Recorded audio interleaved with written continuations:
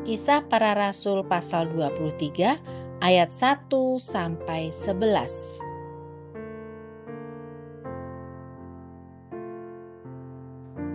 Sambil menatap anggota-anggota Mahkamah Agama, Paulus berkata, "Hai saudara-saudaraku, sampai kepada hari ini aku tetap hidup dengan hati nurani yang murni di hadapan Allah." Tetapi Imam Besar Ananias menyuruh orang-orang yang berdiri dekat Paulus menampar mulut Paulus. Membalas itu Paulus berkata kepadanya, "Allah akan menampar engkau, hai tembok yang dikapur putih-putih. Engkau duduk di sini untuk menghakimi aku menurut hukum Taurat, namun engkau melanggar hukum Taurat oleh perintahmu untuk menampar aku." Dan orang-orang yang hadir di situ berkata, "Engkau mengejek Imam Besar Allah?" Jawab Paulus, "Hai saudara-saudara, aku tidak tahu bahwa ia adalah imam besar. Memang ada tertulis, janganlah engkau berkata jahat tentang seorang pemimpin bangsamu."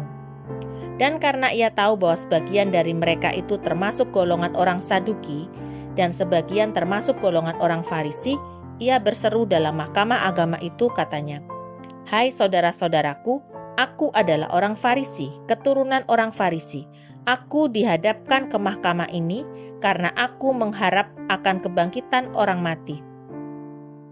Ketika ia berkata demikian, timbullah perpecahan antara orang-orang Farisi dan orang-orang Saduki, dan terbagi-bagilah orang banyak itu. Sebab orang-orang Saduki mengatakan bahwa tidak ada kebangkitan dan tidak ada malaikat atau roh, tetapi orang-orang Farisi mengakui kedua-duanya. Maka terjadilah keributan besar. Beberapa ahli Taurat dari golongan Farisi tampil ke depan dan membantah dengan keras, katanya, "Kami sama sekali tidak menemukan sesuatu yang salah pada orang ini. Barangkali ada roh atau malaikat yang telah berbicara kepadanya." Maka terjadilah perpecahan besar, sehingga kepala pasukan takut kalau mereka akan mengoyak-ngoyak Paulus.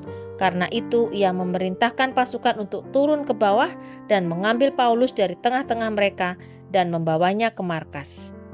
Pada malam berikutnya Tuhan datang berdiri di sisinya dan berkata kepadanya, "Kuatkanlah hatimu, sebab sebagaimana engkau dengan berani telah bersaksi tentang aku di Yerusalem, demikian jugalah hendaklah engkau pergi bersaksi di Roma."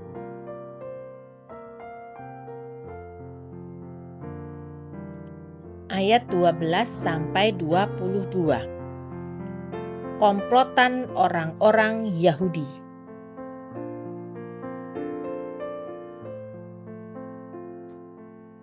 Dan setelah hari siang, orang-orang Yahudi mengadakan komplotan dan bersumpah dengan mengutuk diri bahwa mereka tidak akan makan atau minum sebelum mereka membunuh Paulus.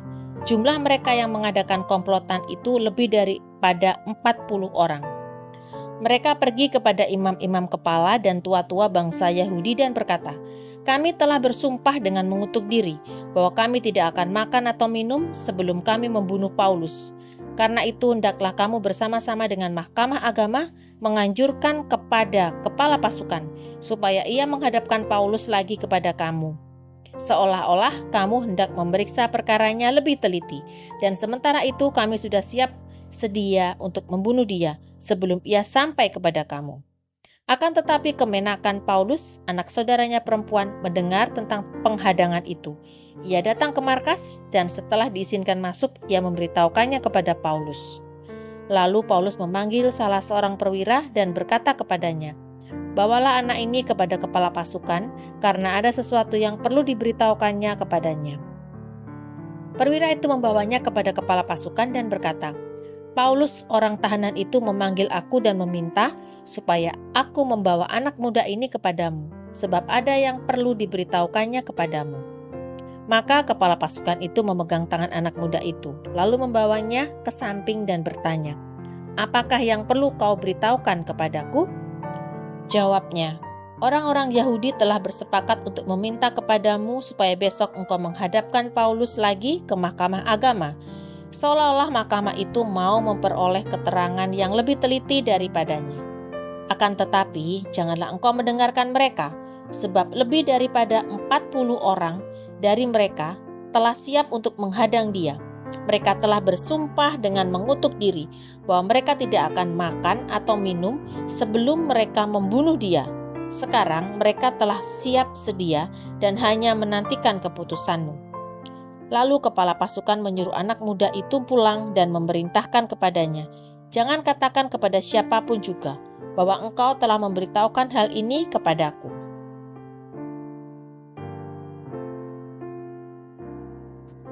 Ayat 23 sampai 35. Paulus dipindahkan ke Kaisarea.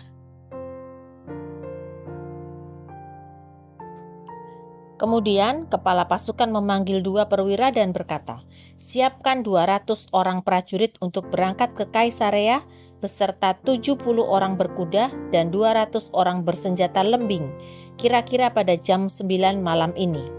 Sediakan juga beberapa keledai tunggang untuk Paulus dan bawalah dia dengan selamat kepada wali negeri Felix." Dan ia menulis surat yang isinya sebagai berikut: "Salam dari Claudius Lysias kepada wali negeri Felix yang mulia. Orang ini ditangkap oleh orang-orang Yahudi, dan ketika mereka hendak membunuhnya, aku datang dengan pasukan mencegahnya dan melepaskannya karena aku dengar bahwa ia adalah warga negara Roma.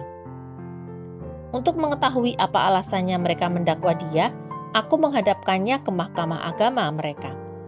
Ternyatalah bagiku bahwa ia didakwa karena soal-soal hukum Taurat mereka, tetapi tidak ada tuduhan atas mana ia patut dihukum mati atau dipenjarakan.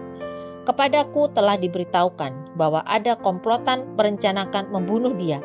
Karena itu aku segera menyuruh membawa dia kepadamu, sedang kepada para pendakwa telah kuberitahukan bahwa mereka harus mengajukan perkara itu kepadamu." Lalu prajurit-prajurit itu mengambil Paulus sesuai dengan yang diperintahkan kepada mereka dan membawanya pada waktu malam ke Antipatris.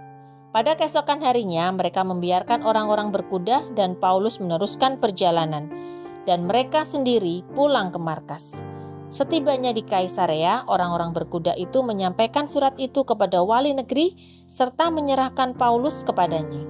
Dan setelah membaca surat itu, wali negeri itu menanyakan Paulus dari provinsi manakah asalnya. Dan ketika ia mendengar bahwa Paulus dari Kilikia, ia berkata, "Aku akan memeriksa perkaramu bila para pendakwamu juga telah tiba di sini." Lalu ia menyuruh menahan Paulus di istana Herodes.